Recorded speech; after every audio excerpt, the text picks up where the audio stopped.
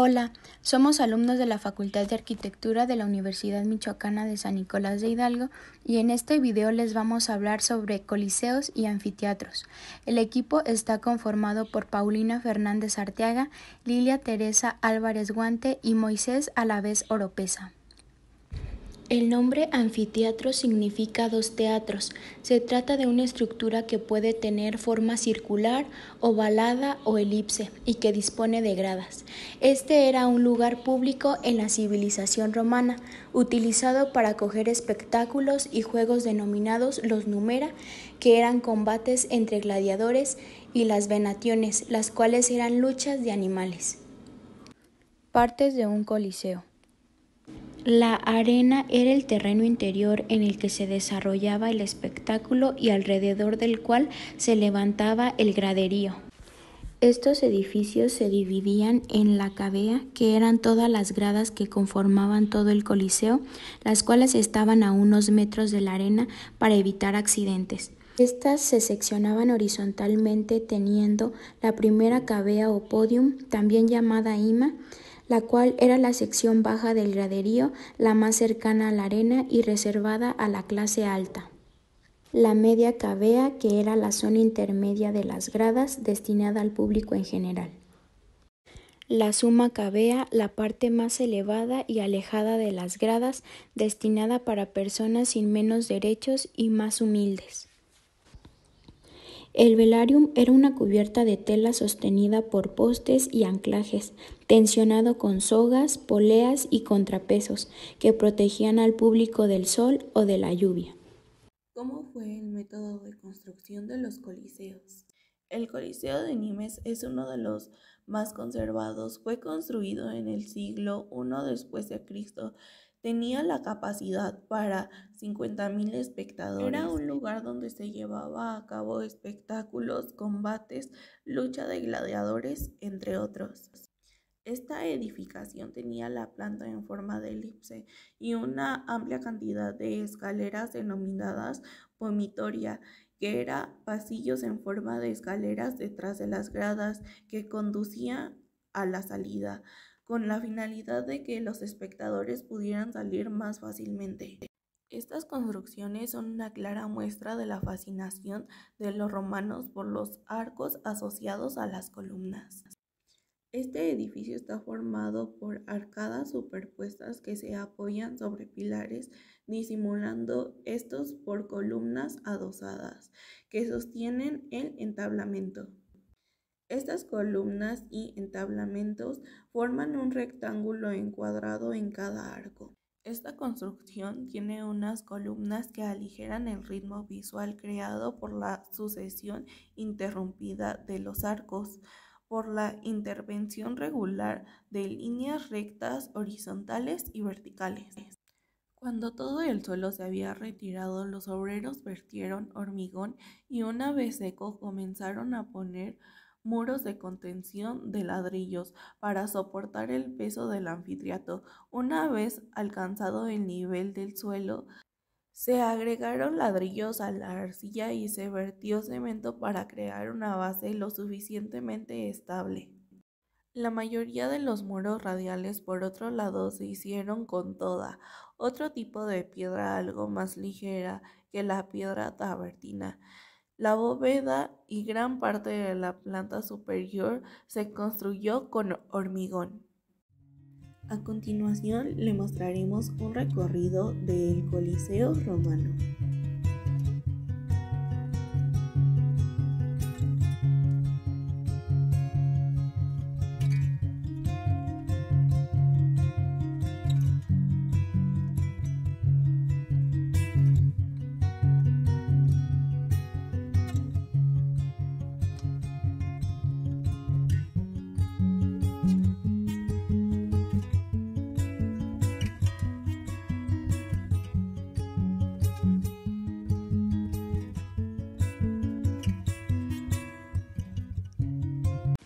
El Coliseo de Nimes es uno de los más conservados.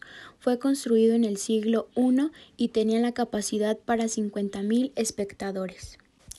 Era un lugar donde se llevaban a cabo espectáculos, combates, luchas de gladiadores, entre otros. Esta edificación tenía planta en forma de elipse y una amplia cantidad de escaleras denominadas vomitoría, que eran pasillos formados por escaleras detrás de las gradas que conducían a salidas con la finalidad de que los espectadores pudieran salir más fácilmente. Este edificio está formado por arcadas superpuestas que se apoyan sobre pilares disimulados, estos por columnas adosadas que sostienen el entablamento. Estas columnas y entablamentos forman un rectángulo encuadrado a cada arco. En una construcción como esta, estas columnas aligeran el ritmo visual creado por la sucesión interrumpida de arcos y por la intervención regular de líneas rectas, horizontales y verticales.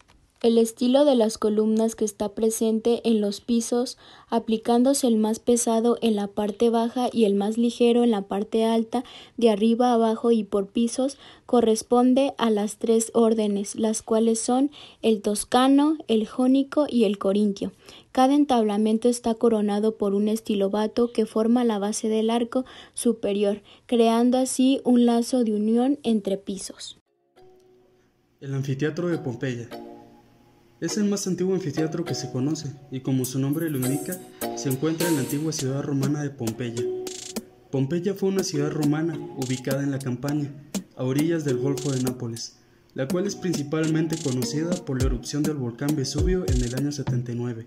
El teatro es una estructura elíptica, construida de piedra y mide 136 por 104 metros. La estructura está situada en una depresión natural y se apoya de un lado por un terraplén. La cavea se dividió en tres partes para reflejar el número de clases sociales, ubicando a la élite más cerca de la acción. El mismo aún está bien conservado, aunque gran parte del nivel superior se encuentra cubierto de hierba, y alguna vez tuvo capacidad para hasta 20.000 personas, la cual era casi toda la población de la región. A diferencia de los anfiteatros posteriores, no tiene túneles subterráneos, en cambio cuenta con dos vías de acceso, que aún se pueden ver a ambos lados de la arena circular y daba acceso a los gladiadores, y en ocasiones también daba acceso a animales. Hasta el siglo XVIII que Pompeya fue redescubierta y excavada. La arena fue abierta al público entre el siglo XIX y se ha utilizado actualmente para conciertos de acogida, entre los cuales se encuentran el de Pink Floyd y el de Frank Sinatra. La ciudad romana de Utina se encontraba ubicada en Oudan, situada al norte de Túnez, en el continente africano, a unos 50 kilómetros de Cartago. El principal atractivo de esta población es el yacimiento arqueológico de la ciudad romana de Utina, que en las últimas décadas está siendo objeto de un destacado proyecto de excavación.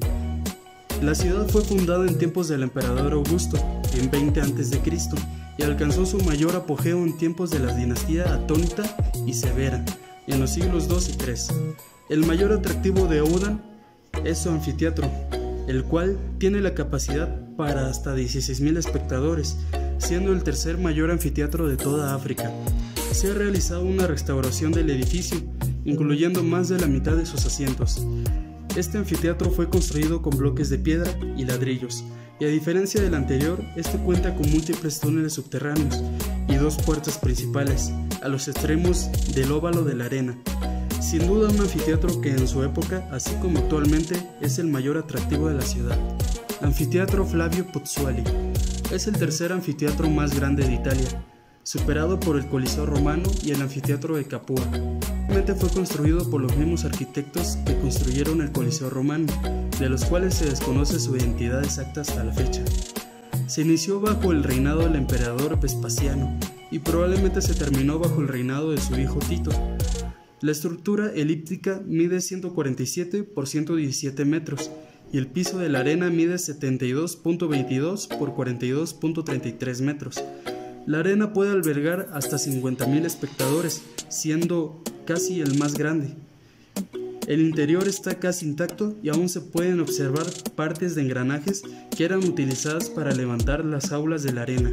Las excavaciones del sitio se realizaron entre los años de 1839 a 1845, de 1880 a 1882 y finalmente se finalizaron en 1947.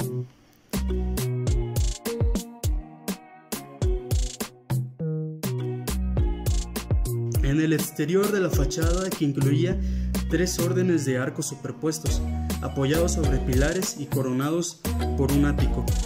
El interior, al cual se accede a través de las 2 entradas principales o las 12 secundarias. Cuenta con 2 pozos de 72.22 y 42.33 metros, con unos 7 metros de profundidad. Los engranajes sacaban las bestias hasta la superficie y probablemente otros elementos de paisaje y de espectáculo. Ubicados en todos los rincones de lo que alguna vez fue el Imperio Romano, se han encontrado más de 230 anfiteatros, siendo los más relevantes los anteriores mencionados. Sin embargo, hay otros que merecen ser mostrados por su magnífica belleza y fama, como la impresionante Arena Romana en Arles, al sur de Francia, construida en el siglo I a.C. con una capacidad de hasta 20.000 espectadores, que se repartían en 3 niveles. O la Elliptis Magna, arena situada en la actual Libia, fue construida en el año 56 durante el reinado del emperador Nerón y tenía una capacidad de hasta 15.000 personas, con una longitud total de 121 metros en su lado mayor y 111 en su lado menor. Otro muy importante es el anfiteatro de Nimes, también construido en el siglo I después de Cristo, para asentar hasta 24.000 personas. Fue uno de los mayores anfiteatros de la Galia, la actual Francia. Hoy en día se ha remodelado para ser utilizada como plaza de toros. También hay otros anfiteatros, como la Arena Pula, de Croacia, con una capacidad de hasta 26.000 espectadores, siendo el 6º más grande del mundo. La Arena de Verona, el 3º más grande con capacidad de hasta 30.000 personas. Y el anfiteatro de Gem, en Túnez, con una capacidad de hasta 35.000 personas. El primer anfiteatro romano fue construido por Escribano Curio. Posteriormente vino Julio César a mandar a construir anfiteatros de madera en el año 46, los cuales daban lugar a múltiples accidentes y estaban constantemente en reparación.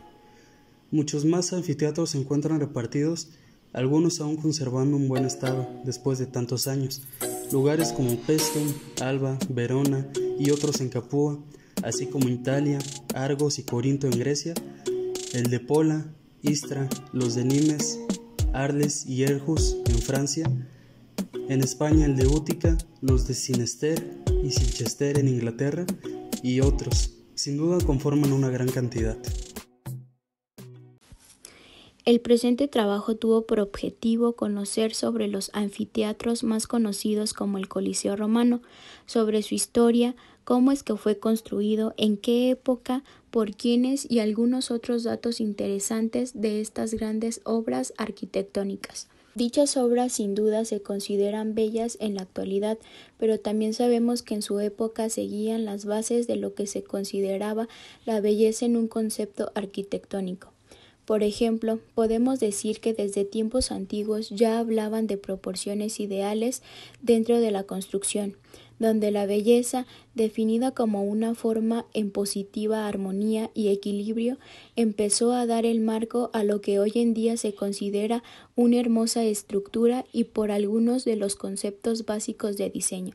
Además de apreciar las obras arquitectónicas, también consideramos que dichas obras nos remontan a la época a la cual pertenecieron y a su vez conocemos su historia.